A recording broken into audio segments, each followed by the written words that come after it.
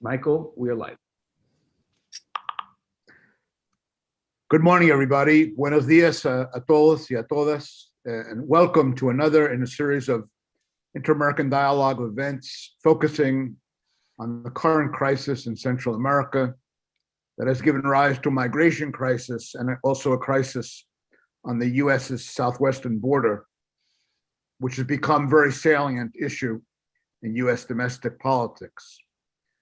The dialogue has for many years focused on this chronic problem, recurring problem, which has a cyclical quality to it in many respects, but today has acquired new features, particularly the recent natural disasters with devastating effects, especially in Honduras and Guatemala, and of course, the pandemic, which has aggravated an already dire situation. Many experts expect the situation to get worse before it gets better in coming months.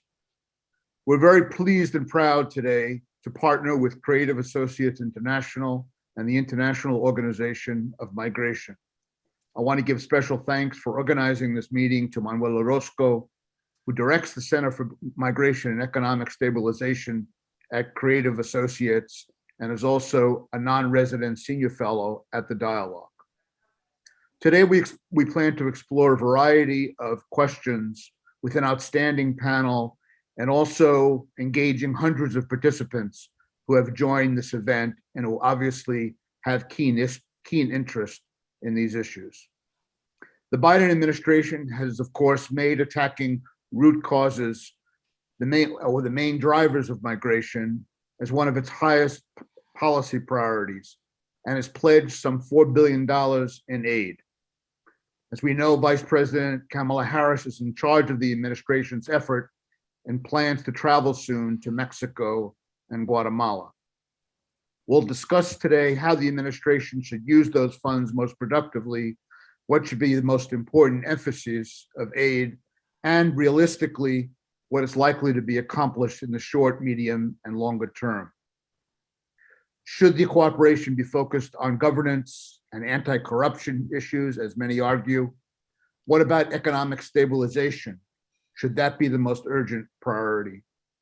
And if violence is one of the main drivers or causes of outmigration, what are the best ways to prevent it? What have we learned from past experiences? And finally, in devising new innovative approaches, to what extent is it important to include a gender perspective in order to make a positive difference?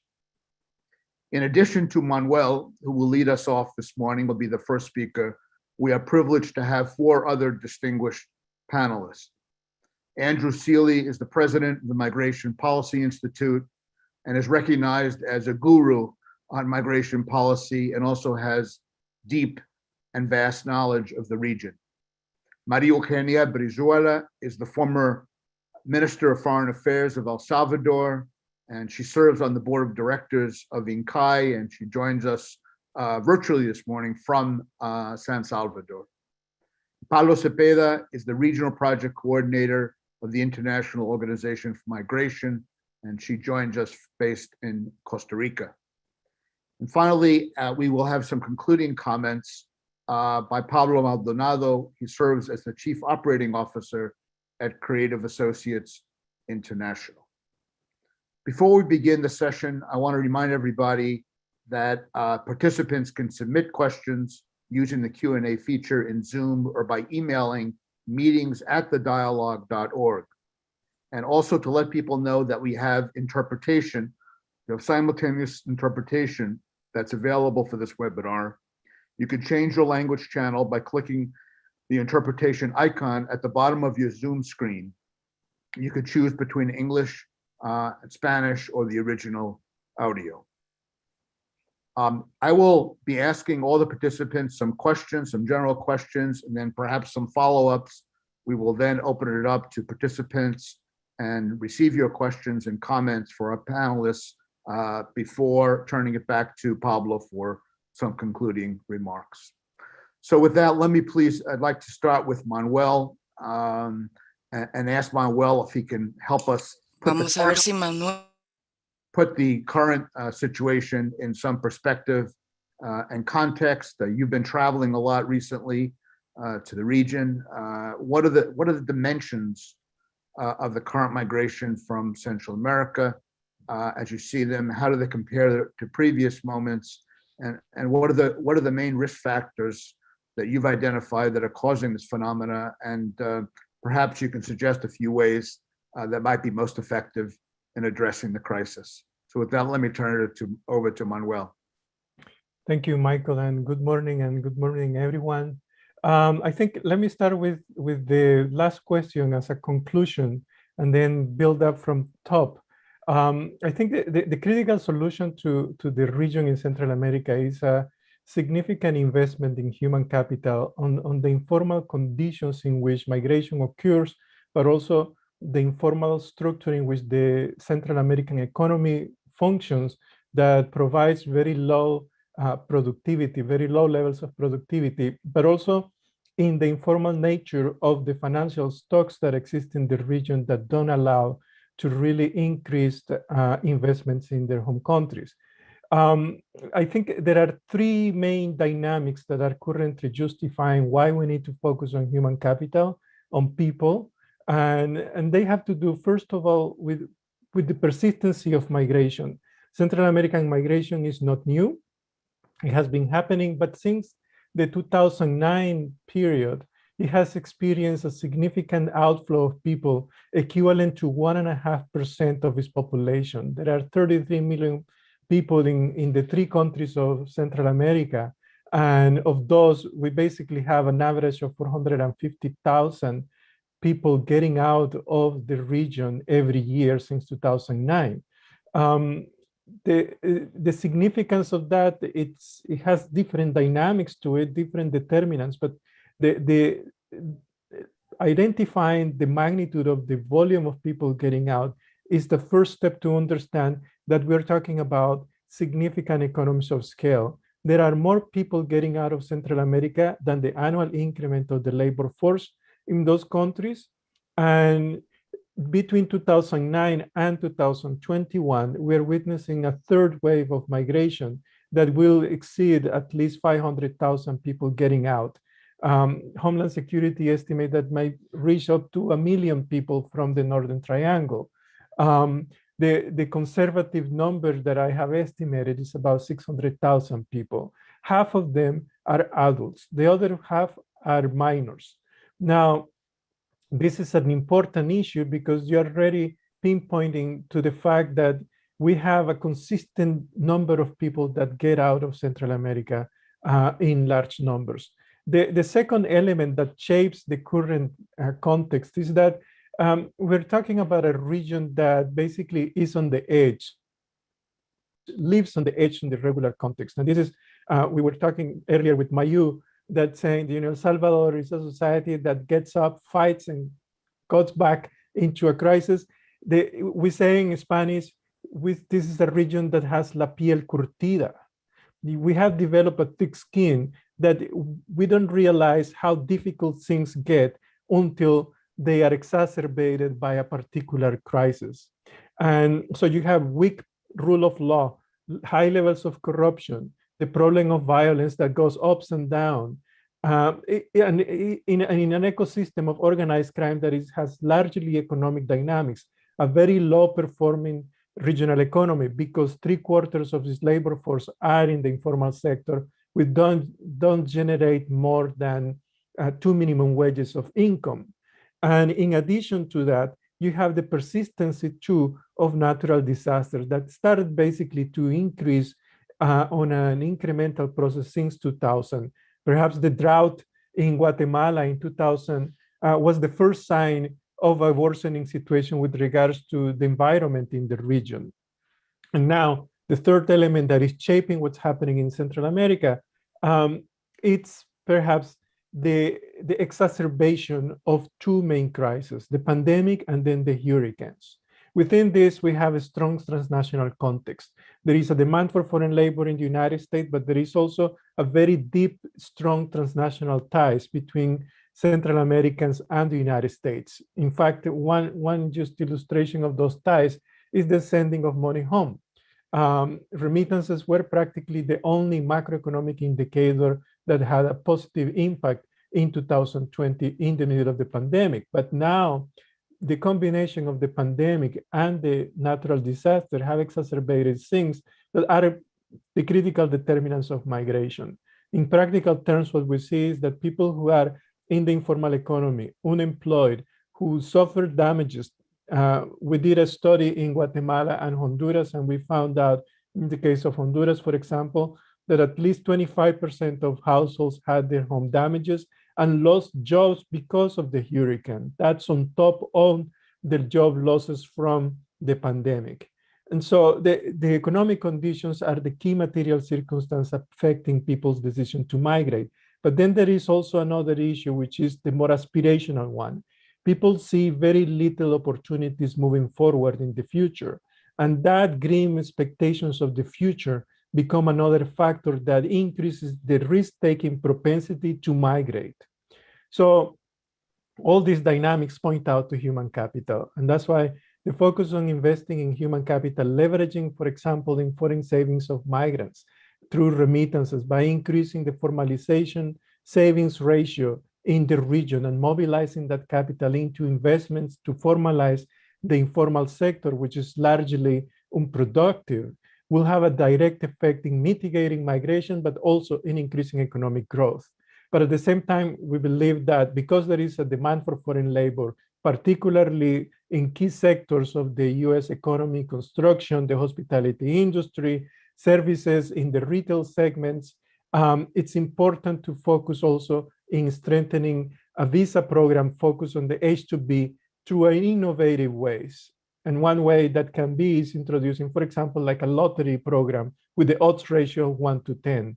The odds ratio of making it irregularly right now are 1 in 6 or 1 in 7. So making this competitive will actually have a direct effect in mitigating migration. So these elements can contribute to address the issue of migration, but also to tackle the root causes of migration.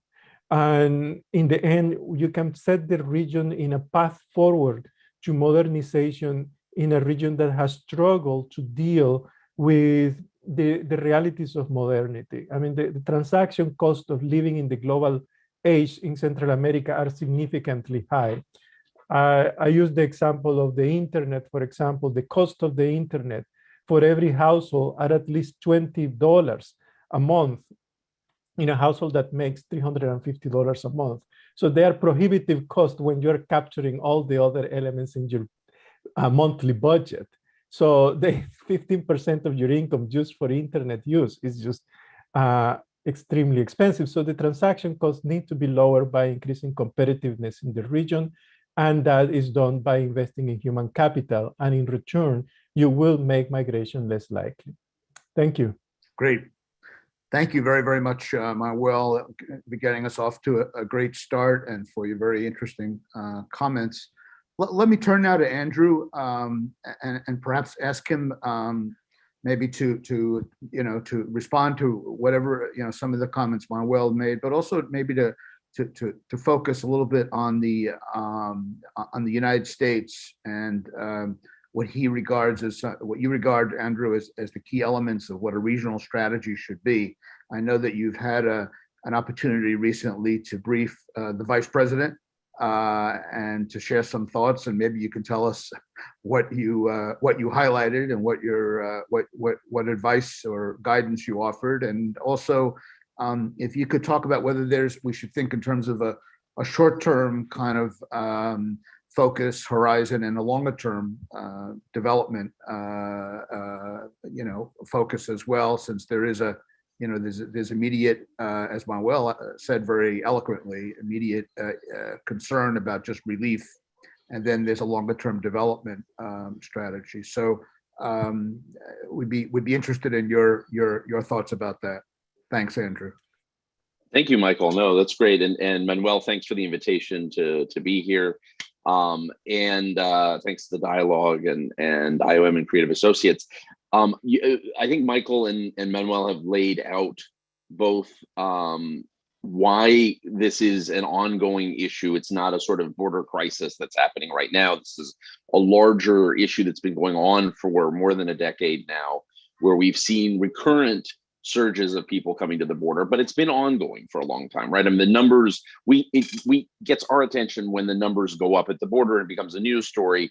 But in fact, this has been going on for more than a decade with migration from Central America, and that there's some long-term causes that Manuel just laid out, everything from violence to employment to just underperforming economies to the effects of climate, both climate events and long-term climate change, and governance, right? And issues of governance on the ground.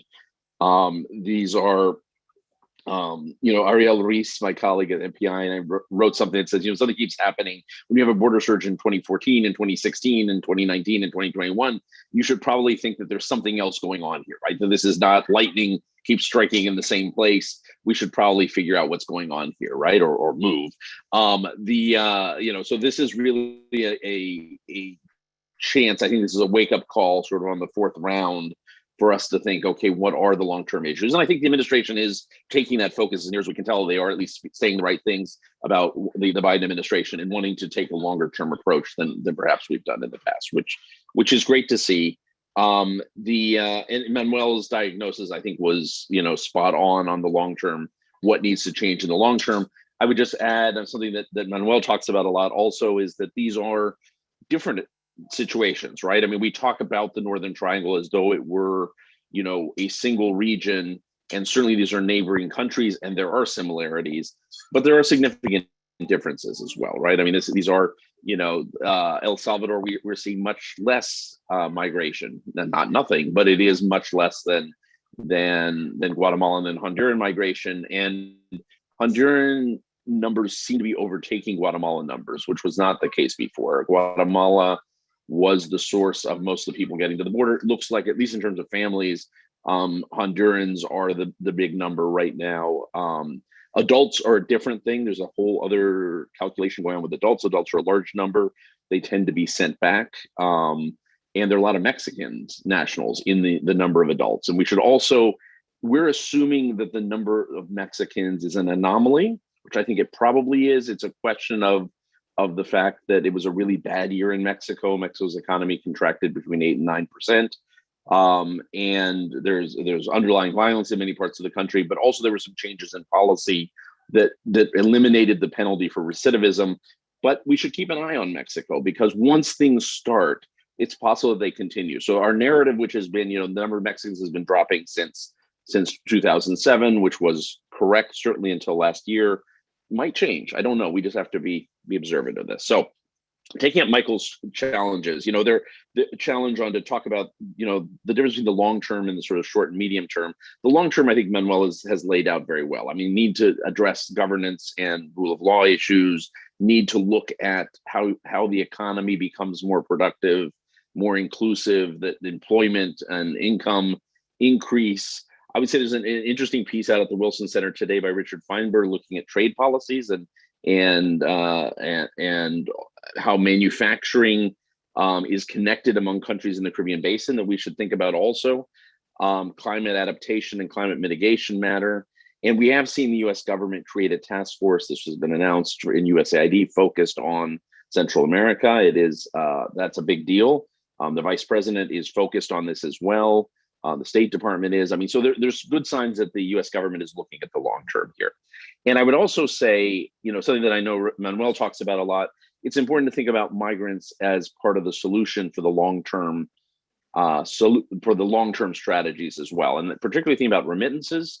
How do you turn remittances into investment, or allow, many remittances will go for what they always go for: household consumption, education, healthcare, Social Security. They become sort of the safety net when something happens, when someone gets ill. But also for those that want to invest in their home countries, what are the conditions of both, banking remittances, but also credit based on remittances that can help turn remittances into investment, right? And so that's a conversation worth having. And what to do, as my colleague Ariel would talk about, and my colleague Luis Argueta in Guatemala, return and reintegration. Also, how to make sure those that return to their countries are also able to become productive members. In the meantime, we know there's going to be lots of migration. There's going to be lots of pressures to migrate. And so taking up Michael's challenge to talk about the short and the medium term, sort of four things to think about. There's no magic bullet for figuring out how you manage migration right now, but there are at least four tracks we should be thinking about. The first thing is legal pathways. There are about 250,000 Mexicans who come to the US on seasonal visas every year.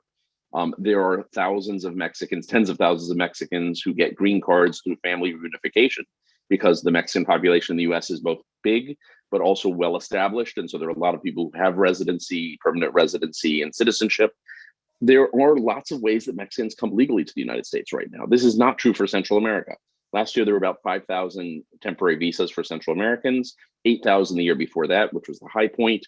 Family reunification is much less effective because there's still, with the partial exception of El Salvador, there still isn't as much of a legally present population from those countries.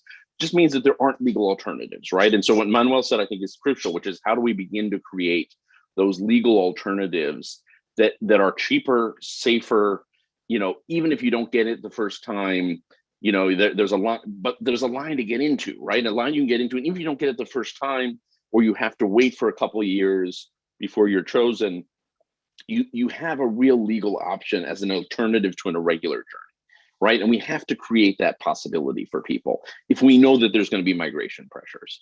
It's just the smart thing to do. This is probably the biggest way that you deal with the pressures that are going to exist probably over the next decade for people to come to the United States while the long-term strategies take off. It would be great if we had a regional visa, as Manuel was suggesting. I think that it would be ideal. We did this with Cuba, by the way. It was not a regional visa, it was a parole program, but it was based on legislation that existed under the Cuban Adjustment Act. So it could be, we could parole people in and they could then get green cards.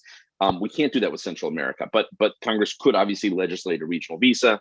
In the meantime, what we've got are H-2Bs and H-2As and the Central American Minors Program, which deals with minors, family reunification, H-2As and H-2Bs, agricultural and non-agricultural visas. They are imperfect tools.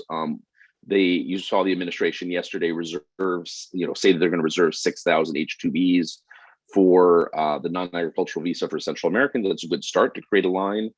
Hopefully it'll grow over time, and it is worth thinking how you make sure that recruiting is transparent and that there is recourse to law for people who run into problems, because temporary migrants can be very vulnerable, right? They're really dependent on the employer. So how you balance that out, you really create a framework around this that are as employee focused as possible.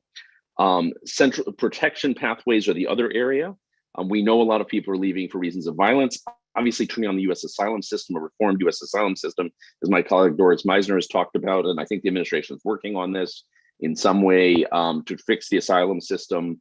We can talk more about that in Q&A if you want, how we can do that. But there are ways we could have an efficient and much fairer asylum system at the border that can make decisions within months instead of years.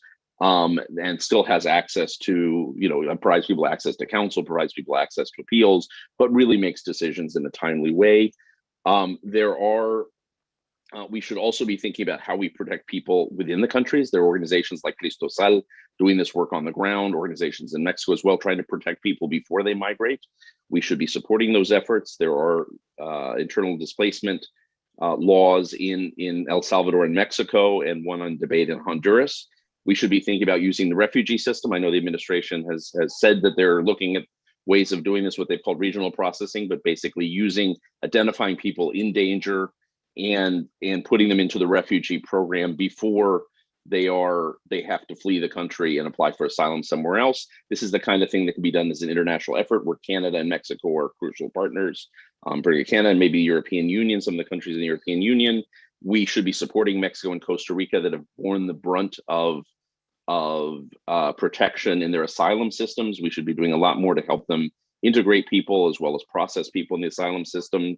And finally, the asylum at the U.S.-Mexico border should be the backstop, right? This should be the guarantee that people can flee if they have to, but we should be trying to do everything we can to help people as close as possible. And we should also work on the asylum systems in Guatemala, Honduras, and El Salvador. We should not be forcing people to seek asylum in those countries, but we should help those countries develop asylum systems, which they have tried to do. They've actually been investing in this because there are people who prefer to be in the neighboring country as well and seek asylum there. Finally, the last two I'll say briefly is enforcement. Enforcement will continue to be part of the equation. It certainly will in the short term. The playbook for the US government has always been to turn to Mexico and Central American countries, Mexico and Guatemala, basically, and lean on them to do enforcement. I'm sure this will continue and is happening now. The question is, can we make sure that enforcement is done in a way that's professional, transparent, and accountable? And we can talk more about what that looks like if you want.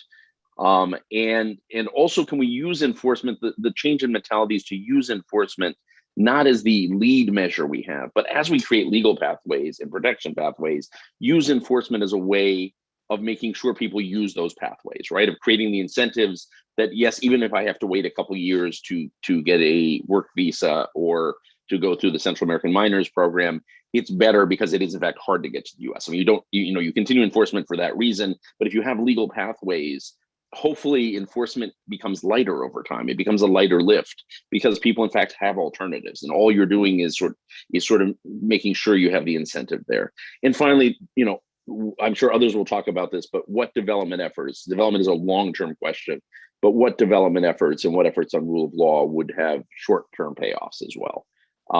Anything that at least creates hope in the short term and gives people a reason not to turn around and leave. Again, there is no magic bullet. There are multiple things that have to happen at the same time. But I get the sense we're reaching, and hopefully some of this will happen, not just from the US, but Canada, the United States, and Mexico as countries of North America talking together about this, trying to reach out to Central America, bring in the Europeans to some degree as well. This is a conversation that certainly needs to happen in the broader region where we live, and it has to happen on multiple dimensions. And I think there is a seriousness about the effort right now that let's hope leads to different solutions than we've seen in the past. Thanks. Great.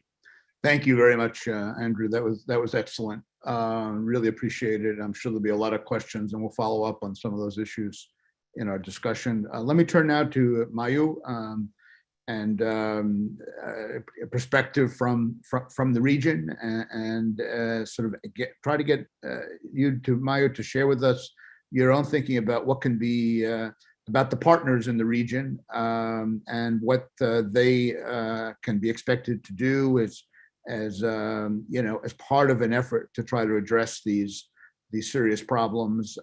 As we know that there are different, each country is different, has its own particularities. There are economic groups, there are political groups, there are civil society groups. It's complex, but it would be great to hear your vision of how this can come together in a very productive way to try to move forward on these issues. Thank you. Thank you very much, Michael. Good morning to all. I first want to thank the Inter-American Dialogue Creative Associates International and the IOM for the invitation to participate in this event that looks to help identify practical and realistic solutions to this crisis. And as you say, Michael, we need all the partners. We need all the hands on board.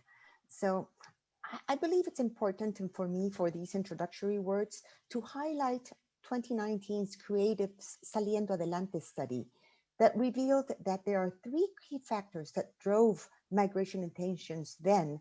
First was transnational ties, which Manuel already has spoken about, but explains much of the children's migration being reunited with their families.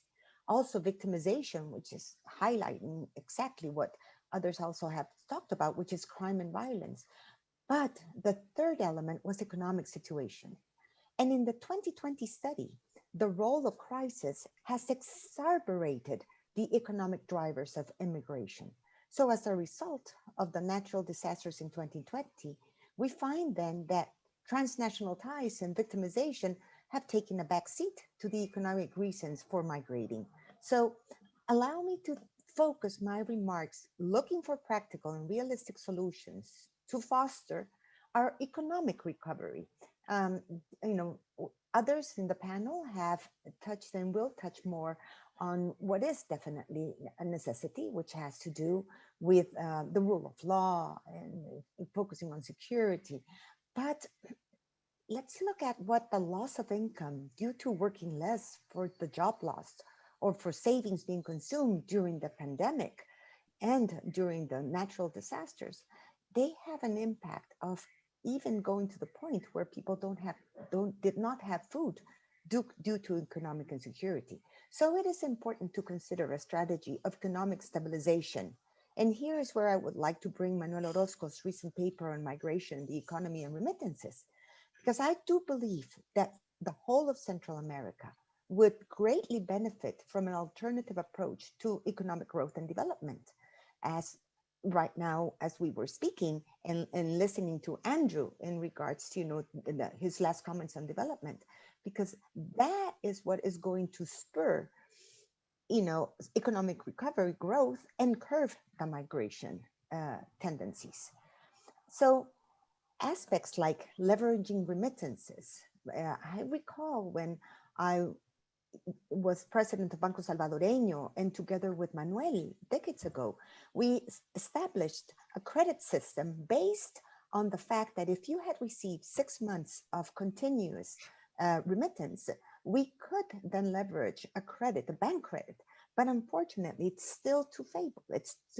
We need even more regulation to accompany a superintendency that will look with pleasant eyes through this, because so much of our economies are not formal. And so we still have to work more on formalizing savings, on catalyzing investments, and being able to push that digital economy, as Manuel stated, investing in human capital. So lastly, in these words, as I make this introduction, as you said, it is important that we envision and we see that it's not only government's responsibility, it's all of us that have to come in, and it's the private sector and also civil society. In a document we worked, led by President Chinchilla, as we were encouraged by the new government's manifest willingness to strengthen the ties with the Central American region and to broaden its vision of the problems that burden us, we advocated for the consideration of the Central American reality as one. That is, then, partners are not only within our country, partners are around us in our neighboring countries. Because if we bring this argument to the economic realm, on which I am now basing my thesis, is that we must foster our regional economic integration, as our most important commercial partners are our own neighboring countries. And while each country has its own challenges and urgencies to address the political, economic, and social interconnection, the border porosities is true, the security challenges are shared, adaptation and resilience to climate change, we will see the need for it as more and more hurricanes and other natural disasters hit the region as one of the most beaten in the world, and how we can conclude that this requires a holistic approach. And as Norman Caldera, the former foreign minister of Nicaragua, stated, it is important that as we see the only variable left to offset the unintended results many times of trade in the economy is the adjustment of labor. And so that is one reason, for example, if we take history and other examples like Europe, Germany, it's the reason they allowed free movement in labor, free movement of capital through creating Schengen or the common market.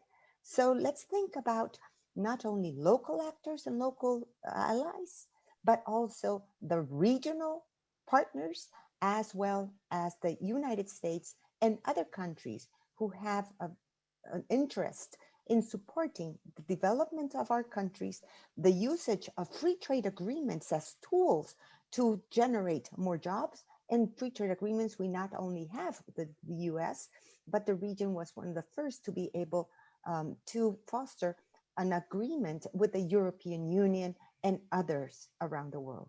So thank you very much, Michael. Look forward to our discussion. Thank you. Excellent, Mayo. Great points. And again, I'm sure there'll be a lot of follow-up in our discussion of those.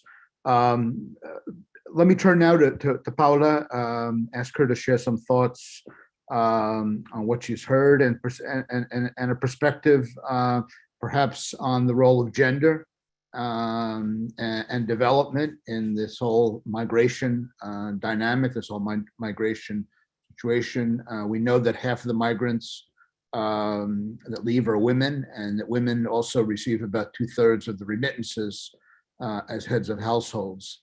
What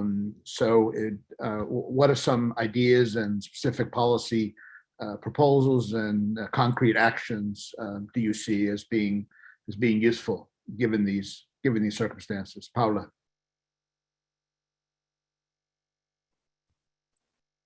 Gracias, muchísimas gracias, Michael y colegas. Voy a pasar a español para hacer un balance en nuestra región, así que no solamente vamos a hacer el balance de género, sino que también vamos a hacer el balance en nuestro idioma. Bueno, creo que ha sido importantísimo y quiero retomar inicialmente las palabras de Manuel con el tema de la inversión en capital humano. Pero eso lo vinculo directamente al tema de derechos humanos. Y en este caso, como decía Michael, la migración femenina representa el 48% del total de personas que deciden migrar. Pero es importante también tener en consecuencia cuáles son los principales factores que impulsan a estas mujeres a migrar. Porque si no trabajamos en las causas coyunturales de la migración, en este caso femenina, pues nuevamente estas están siendo motivadas o expulsoras por razones de género, principalmente las referidas a la violencia basada en género, a la falta de oportunidades o en algunas razones inclusive buscando un bienestar para la familia. A mí me gusta siempre hacer la parte humana en este sentido, no solamente ver la migración como un número o como persona, sino entrar un poco en la parte y en la realidad de la humanidad de cada una de las personas que deciden migrar. Y en este caso, las mujeres, no solamente es una mujer que migra, con ella va una familia y con ella va la responsabilidad de los hijos. Muchas veces estamos viendo en este tema de la cadena de cuidados cómo las mujeres están aportando al desarrollo de otras mujeres también. Entonces, desde este punto de vista, creo que la parte de la inversión que se tiene que hacer en las personas, especialmente en las mujeres, es algo que debe ser un factor importante para la recuperación.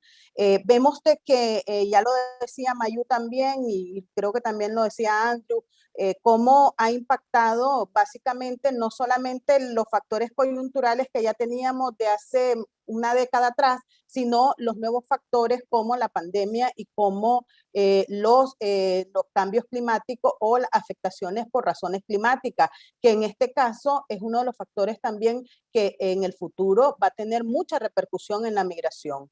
Entonces, recientemente OIM hizo un sondeo para ver cuáles eran los principales efectos del COVID-19 en población migrante y básicamente uno de los grandes efectos más profundos en este momento es la pérdida de empleos que han tenido los migrantes, pero dentro de la pérdida de empleos que han tenido los migrantes, las mujeres son quienes han perdido mayormente los empleos y hay un retroceso en materia de derechos para las mujeres porque han tenido que ir al hogar a hacer el cuidado del hogar y eso ha venido reduciendo las oportunidades de incorporarse en digamos, puestos laborales.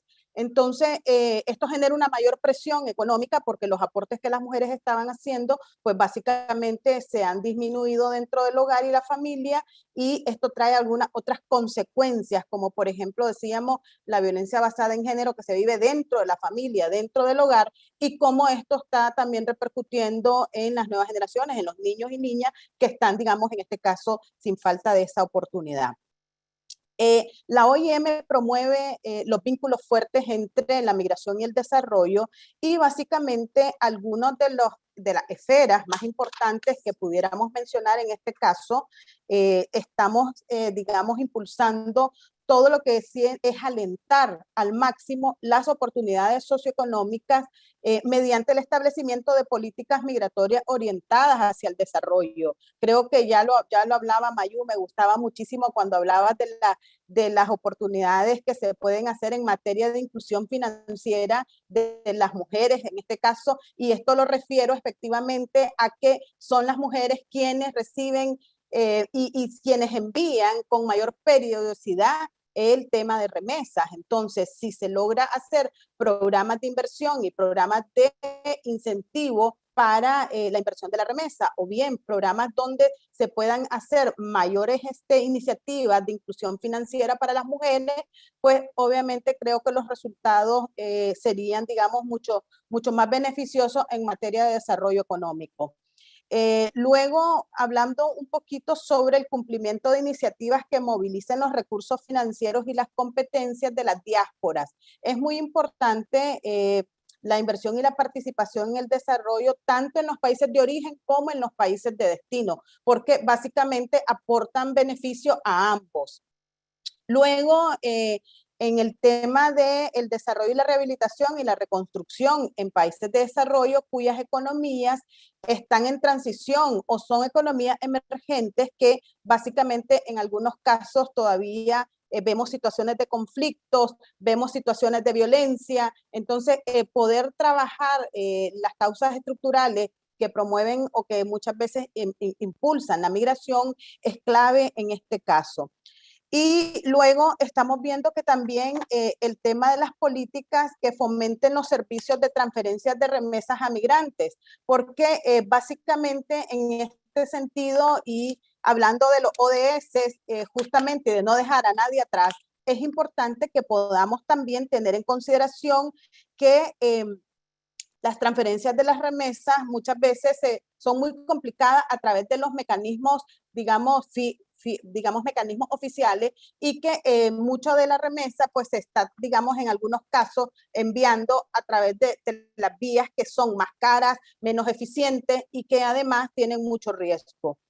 Hablando siempre sobre el tema del vínculo de la migración y la perspectiva de género, es muy importante tener claridad de las necesidades que tienen las mujeres y los hombres, que son diferenciadas. Y esto es algo que lo tenemos que tener en consideración, que el género influye sobre los motivos para migrar, la decisión de quién migra, qué redes sociales de apoyo tiene para hacerlo, y además la experiencia de integración o reinserción laboral, ya sea en el país de destino o en los países de origen cuando les toca retornar. Es muy importante que se pueda tener en consideración los aspectos de género para toda la fase del proceso migratorio. Como bien decía también, en el caso, digamos, de algunas oportunidades que encontramos en este momento, es que, bueno, muchas de las áreas de desarrollo ha comprobado que trabajar desde una perspectiva de género aumenta la eficacia de las políticas y los programas.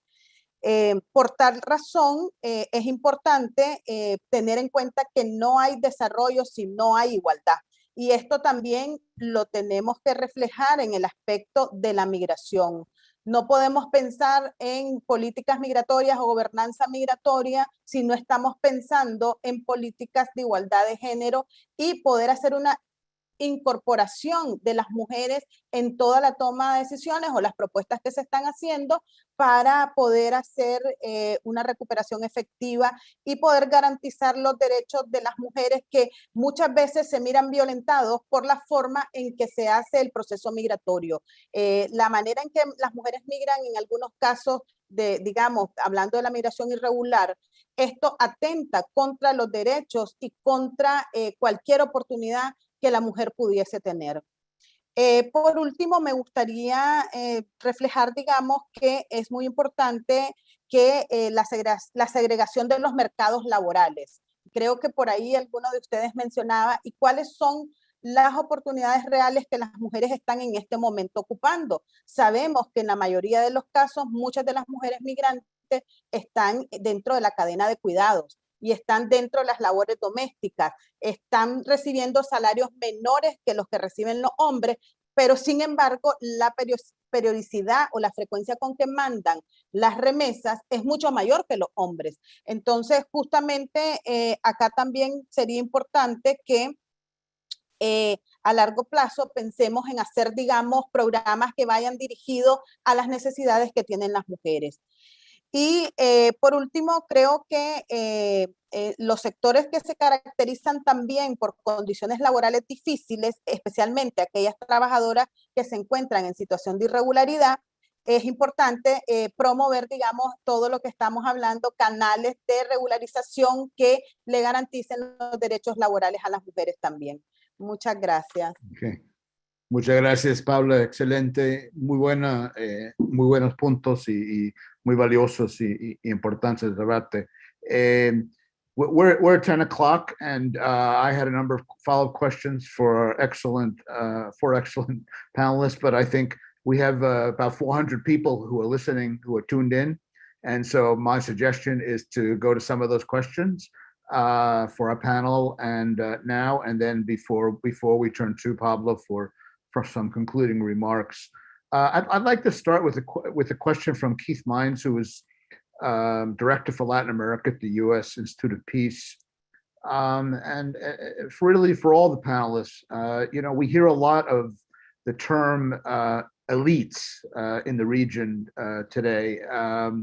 And there is a lot in terms of the best way to channel cooperation to Central American countries.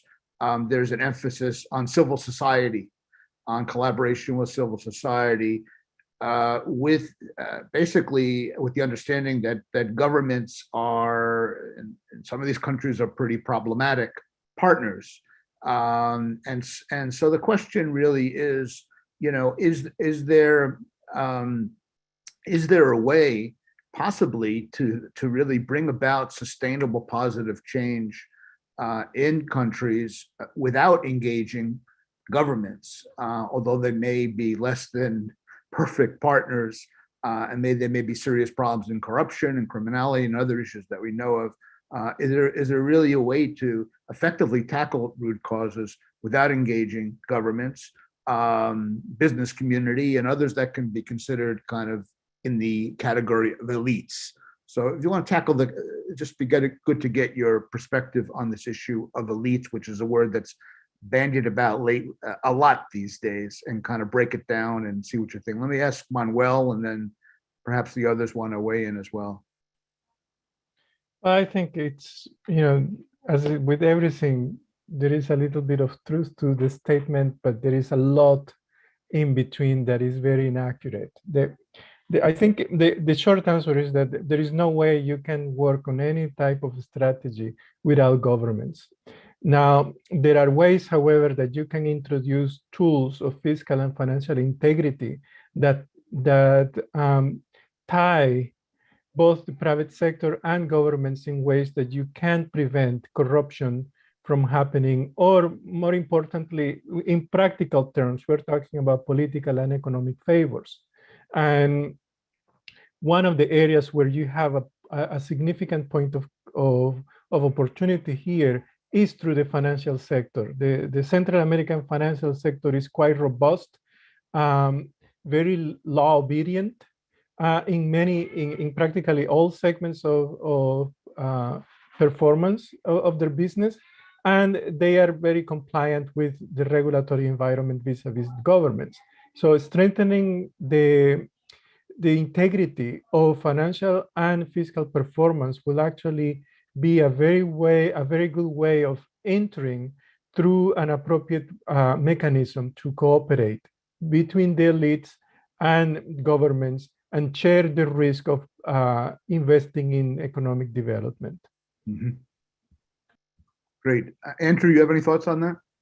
Yeah, I mean, there's a great article now from 30 years ago, probably by Jonathan Fox at American University, mm-hmm. which talks about how change happens in Latin America, and it is an argument about the importance both of civil society, change makers in civil society, and change makers within governments working with each other, right, and creating sort of mutually beneficial interactions that change the balance of the way things are done. And I think that is a good way of thinking about it. I mean, and I think the good way of thinking about sort of, the what needs to happen in terms of governance, rule of law is, how do you empower change makers both inside and outside government, and a relationship between them? How do you create the incentives for different sorts of behavior? How do you, punish is probably the wrong term, but how do you do the opposite of decentivize the, sort of the flagrant, abuse of rule of law, and that has to be done primarily within countries, but it can also be done, externally, even the international community to some extent, by things like, you know, revoking people's visa access. You know, I mean, there are ways of doing that for particularly egregious things, but it mostly has to be done within countries. Otherwise, it looks like an imperial imposition, right? And so the real question is, how do you change the balance of power so that people who are already trying to make change within the private sector, within government, and within civil society have a you know, have a better playing field on which to act, and incentives in their favor. And so the financial system, I agree with Manuel, is crucial on this. You know, you've got to look at if you want to do something like universal basic income, which is something that Oxfam has proposed, you obviously need government, right? I mean, you need government to do this, but then the questions are, what are the rules? What are the institutional mechanisms that make sure that this is done in a way that's transparent, that's the way that's done in a way that is accountable and has minimal possibilities of corruption, right? If you want to deal with policing, you know, at a community level, you have to deal with local governments, right? I mean, there is no way around that. The question is, who do you work with? How do you work with? Which governments do you choose initially to work with? Because there seems to be real openness to change. I mean, so all of these things, I mean, you can't go around government, you can't go around the business community, you can't go merge, you know, civil society groups that could also be considered elite sometimes. You know, you can't just go to the grassroots, but it is that interaction between the grassroots and those elite actors, and trying to see who are the change makers in all of these places. Great, thank you. Mayo, you want to have any Yes. comments on that? Yes, And great to hear from like Keith, by the way. the same here. And definitely I have to support all the words statements have said before me, but I just want to add something else in regards to the word elite, is that all of us have to assume responsibility for our post-COVID recovery, because each of us has to give our best of our capabilities from our own areas of expertise, be it government, be it the private sector, be it civil society, and even the public in general. For example, the economic recovery following COVID-19 health crisis will require the control of the virus first and foremost. And because we need to generate the necessary conditions of openness that will allow for a safe economic activity.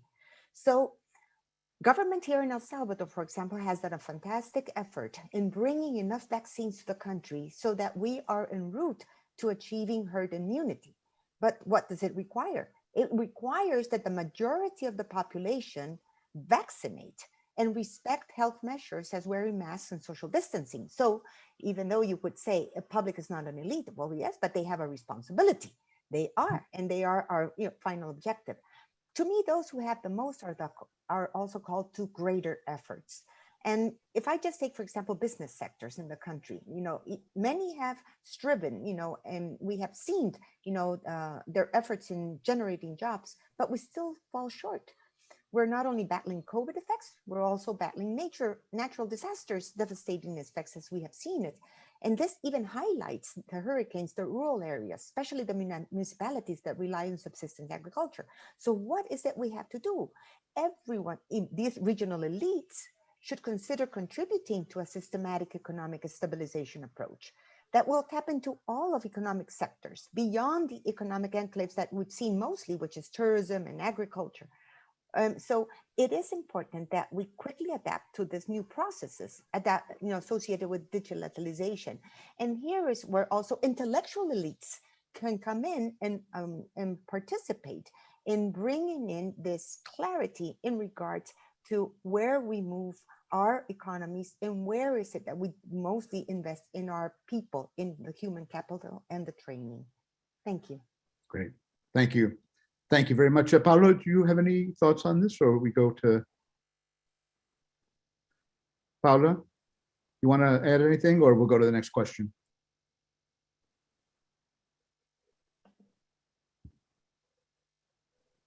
Okay, let's go to the next question. I have a question from an interesting question from Galen Hunt, who is asked how the panel would respond to critiques from economists, cites Michael Clemens, that many of us know from the GDD, CGD, shows that the GDP increases in developing countries and out-migration tends to increase rather than decrease. Is this a possibility in Central America? What it might imply for the migration development strategy? In other words, if GDP increases, there may be more outmigration. Sure, Andrew, that you've heard about this thesis and have come across it. So maybe start with you, if that's okay.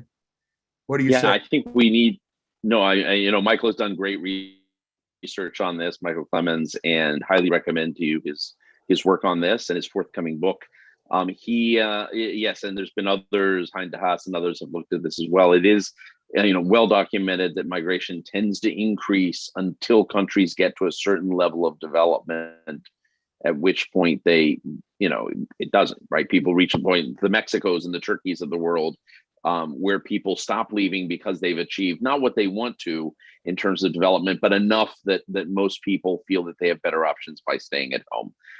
I think we should assume that could easily happen. That doesn't mean that all development equally spurs migration. There may be things that can be done that would lower, particularly what we're seeing right now, which are these massive outflows, right? I mean, control the sort of massive numbers that are leaving, which do suggest a level of desperation.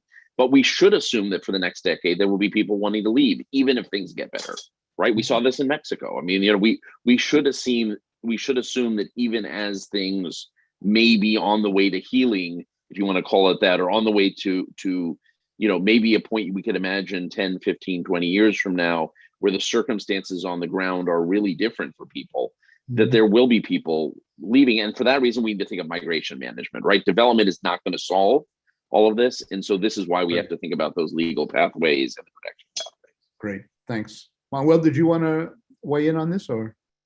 Yeah, just briefly, we actually, in the study Saliendo Adelante, we identified that there is a threshold that increases the likelihood of migration. And that is those people who have earnings between $200 and $400 a month at the household level are more likely to migrate. Then the propensity to migrate begins to turn into marginal points. So you do have an income component that really becomes a key determinant in migration. This varies from country to country, and again, it's one key determinant. That's why economics really matter on looking at the drivers of migration, but it's accompanied to other factors. The expectation, the aspirational component has a significant effect. For example, why the magnitude of migration is larger from Honduras than it is from Guatemala. That's a critical element. Both countries suffer from serious problems of organized crime networks. They also have serious problems of rule of law, but income levels also vary.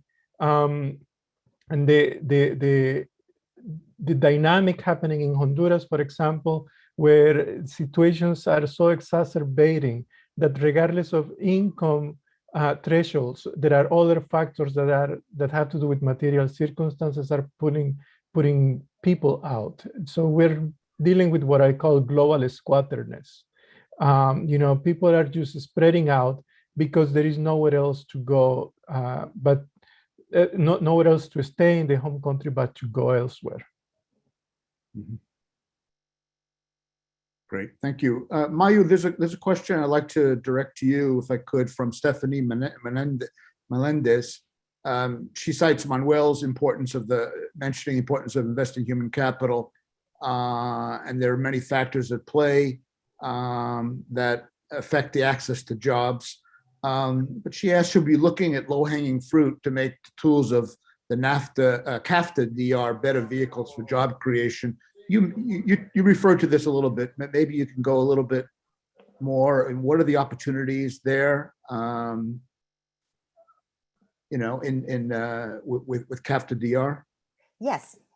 Thank you so very much for the question, because definitely it is free trade agreements in the region that that provide the clarity in the rule of law, and that also help us, to foment the specific environmental and labor matters that guarantee investors a strong framework, such as that we see with USMCA, and as I stated also with the European Union. because those are the ones that allow for as those low-hanging fruits to be able to come in. For example, free trade zones established in the rural areas where the majority of the workers there first are women. And then as they come in, it is for many of them the very first formal job they have ever held. And even though we are more been able to give more years of scholarly education to our in the rural areas, and many times through these free trade zones is the capacity for them to learn a skill and a trade, and thus it allows them, to be able to find the capacity to be able then to make a living and not look for migration as an option. So there are public-private associations that represent also a great opportunity to generate the efficiencies either in infrastructure projects or services of general interest. And here again, those are low-hanging fruits that through the mechanisms that already exist, because for example in El Salvador we already have a law on public-private associations that we could tap on and where people can find jobs. But let me go beyond that and just add the importance that we have of formalizing the economy. Because many times we think of creating jobs only in the top high companies, but the reality is that 70%, almost 70% of the economy in the region is informal. And that's where the immense majority of jobs are generated. And so it's so important that we are able to formalize them, because if they remain as they are, they do not have access to Social Security or to the pension system or security nets, placing them in more vulnerable situations. So within the frameworks that we have of the free trade agreements, between the frameworks that we already exist in the economy, these companies, as they formalize, are part of the internal supply chain in the different companies. So as we work on legalization and formalization of these businesses, they will also have access to the financial system, because as of right now, banks cannot loan money to them as they are not legalized. So I am always very impressed with the capacity of our people if we give them the framework around which to work. Great, thank you. We have a question that's directed to Andrew Selee specifically about the enforcement issue, which you had touched on. But Kelly Stevens says that you suggested a focus on enforcement as a way to encourage the use of lawful pathways. Can you expand on this and provide the perspective on the use of criminal enforcement versus administrative enforcement? And what would you suggest as an effective enforcement mechanism? My hope is that if we actually create legal pathways, we restart the U.S. asylum system, but we're also smart about using the international refugee regime in an international effort. That should not just be the U.S. alone, supporting Mexico and Costa Rica in their asylum systems and investing in country protection mechanisms run largely by NGOs, but also under the aegis of hopefully legislation within all of the countries. I mean, and this is all a big order. And we do legal visas, right? And we look at legal pathways both through employment and through family reunification and perhaps a regional visa. So if we create legal pathways, we do protection well, enforcement becomes a much lighter touch. I mean, you don't need to do enforcement at the same level that we do right now, right? Enforcement at first has been the strategy used by all administrations. It is sort of the one robust tool in the toolkit that every administration has, even if they don't want to do it, right? It is sort of even if it's not their initial choice, as I think is the case with this administration, it is the one tool they have in the toolkit. So hopefully what we end up with is much less need to invest in enforcement than we have in the past, because it becomes much easier. And then we don't need to use criminal law either, right? The one place where we do use criminal law right now normally is on recidivism for Mexican adults who cross the border, though that has actually been not being used at the moment under Title 42. But generally speaking, we should not be criminalizing immigrants. This should be, these are administrative. These are decisions driven by reasons we can all understand, decisions that we all might make in the same place if we were in the same place as the people who are migrating. Many of us have families who've made those decisions at some point as well. And so we should not criminalize that. I mean, we should treat it with the least extreme. It doesn't mean there are no penalties, doesn't mean there is no enforcement and that there's no control, and doesn't mean that people aren't repatriated, aren't deported back to their countries who don't actually come through legal channels. But it does mean doing it in a way that is as humane and with as much dignity as we can, and keeping this as far away as you can from the criminal side of the house of law as possible. Great, thank you very much. We have a lot more questions. Unfortunately, our time is about up. One of the issues just to think about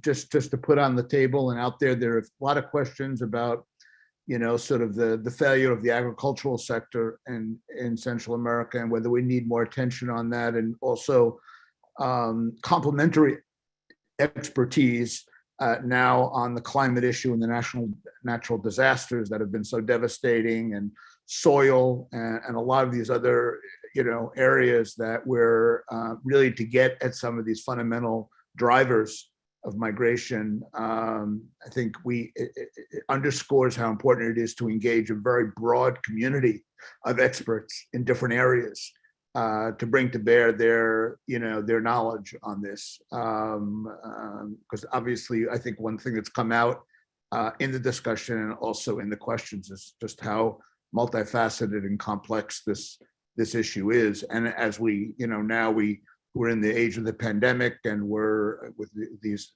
devastating hurricanes that bring sort of new dimensions and the importance of new expertise on the rural sector and on health and on other issues that perhaps a few years ago we weren't thinking about very much. So I think this area is evolving a lot. So with that, let me turn it over to Pablo Maldonado of Creative Associates International for some concluding remarks from the session. Pablo? Thank you, Michael. Thank you, panelists, for a very rich and inspiring presentation. I can see that there is immense convergence in our thinking, and that's very encouraging. Albert Einstein said, if I were given 1 hour to solve to save the planet, I'd spend 59 minutes defining the problem and 1 minute resolving it. And quite frankly, I think that our 59 minutes are up and 1 minute for action has come. We don't know it all, but we know a lot about migration. We know that through research and 20 years plus of experience, we know that migration is really a highly targeted phenomena. We know that it's targeted, focalized geographically and demographically. We know where the migrants are coming from. We know who they are. We know that they're most, for the most part, young, that this is for the most part unnerving phenomenon. As Andrew said, this has been really a steady flow of migrants over the course of decades. We are also beginning to see through data the impact of COVID, the impact of climate change, and really the intention to migrate remains at an alarming level. Between 1/3 and 1/4 of the population make the active plans to migrate. We understand that migration is really a complex phenomena. It's multifaceted with many components contribute in some cases very directly to the decision to migrate, and in some cases indirectly. And even for the most direct factors, there are shades of gray and different elements that contribute in different ways with different weights, if you will. But I think that the sentiment of the panel is that if we were to find kind of a straight line to where the problem is centered, it would have to be largely in the economic sphere. In the economic sphere, not just in terms of income, not just in the context of providing jobs, but also and importantly in the sense of providing opportunities and providing positive and hopeful expectations. we were engaged in conversations on the issue of hope and hopelessness, and actually we feel that our migrants are filled with hope, that take the risks of migrating under very difficult circumstances because they are hopeful, and we consider that as a strength and an asset. At the same time, we feel that the most vulnerable and the most migration prone are for the most part really materially untouched by many of our programming. So I think the time for action has come. If I were to highlight what I had heard, and it's not gonna be a full recap of the presentations, but sort of comments for emphasis more than anything. I start with my own, which is kind of a real kind of almost perverse incentives with migrants actually contributing possibly to the GDP and a strong labor demand and almost incentives for the countries implicitly to be sending more migrants. Let me quickly turn to what I heard from Manuel, which are true highlights, maybe one or two things.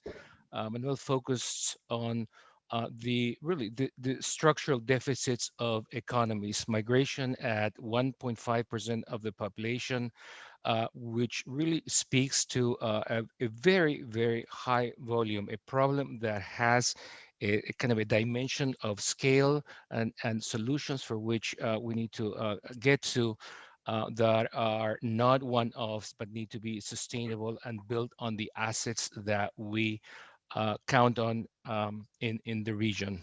He talks about consistent paths and really populations that are living on the edge in stressed communities from the social and economic perspective and the complications brought about by COVID. He talks about the grim perception of the future and putting that almost in statistical terms as a determinant for folks to make the decision to migrate in the midst of a very strong labor demand in the United States, and makes reference to modernization as a way of touching people's lives. It's part of the hope that we need to give local populations. Um, I took from Andrew perhaps the kind of the encouraging news that the administration is really giving this a very serious look, a very serious take, and a long-term perspective. Andrew talks about a really a very steady flow of migrants, and that the crisis is not really what is being reported by the media. This really is a kind of ongoing long-term situation with some variations that are responding to local conditions. He mentions more Hondurans versus Guatemalans, young and so it is a fluid environment within a very steady framework, if you will. He makes a very interesting remark in terms of migrants absolutely needing to be a part of the solution, and makes reference to remittances, credits, and investments as really part of what we need to work on. He offers four paths to addressing the problem. I think the legal path is one that we should talk about. I think that the administration is talking about that as an option. It must be an option, and it builds this idea of there is a legal path and there is hope to something, which is part of what we need to do. um, Importantly, looks at the protection element, and the protection element does not need to start at the border. The protections need to and can be provided in the countries where people are needing protection. And I think that's a very, very important take. That's a very proactive response that we can act on it right away, if you will. Important consideration about enforcement, which is not the solution. If we're doing things right, enforcement really becomes an administrative procedure, a much lighter touch, and unless we do that, it's almost unfair to the enforcement community to place the burden on it. And I think that we need to, with that, be looking at enforcement as being dignified and humane, which is the way we need it to be. and aspects of the rule of law, which are essential, but nevertheless really a very important but complementary element to addressing migration head on. Mayu elevated, particularly in the context of with data coming from COVID, elevates the importance of the economic dimension as a trigger for migration, notes loss of income, notes savings that were lost. We're getting to the point of food insecurity, and it really mentions the ecosystem. This is not government. This is not USG. This is really the ecosystem, consistent of local governments, civil society, the private sector, as needing to unite and come together to give solution to the migration problem. With this is my addition, with the United States government perhaps giving true leadership to what the orchestration of those efforts, and a very novel concept, which we know it's there, but I place it for emphasis. The fact that our partnerships need to be considered within a regional ecosystem. We need to kind of find cross-border solutions to get to the magnitude and the practical side of things. Paola helped us understand sort of the gender dimension of the migration crisis. She puts a very human dimension to her analysis. She attaches women and gender and family, and the role of women that have not only for themselves, but for their families and their children. Note the importance, sort of impact that COVID has had on women workers, loss of jobs, the home duties that complicate their return, less money coming into the household, and triggers for violence at home. Emphasizes the importance of financial inclusion schemes that have been addressed by all our panelists as needing to have a real gender dimension. And I thought this was fantastic as well. We need to not only work with women in the countries where migration originates, but also in the United States with the diaspora, needing really a differentiated treatment and gender sensitivity. Um, I think I am going to leave it at that. I hope I did justice to what I heard. I want to thank you. It's a privilege to consider you my colleagues and friends, and I look forward to collaborating with all of you in the future. And Michael, turn this back to you. Thanks for the opportunity. Thank you. Thank you, Pablo. That was absolutely fantastic. And I think you did a magnificent job in synthesizing what I think I agree was a very rich discussion. And I want to thank you, and I want to thank Manuel from Creative Associates International for the continued collaboration with the dialogue.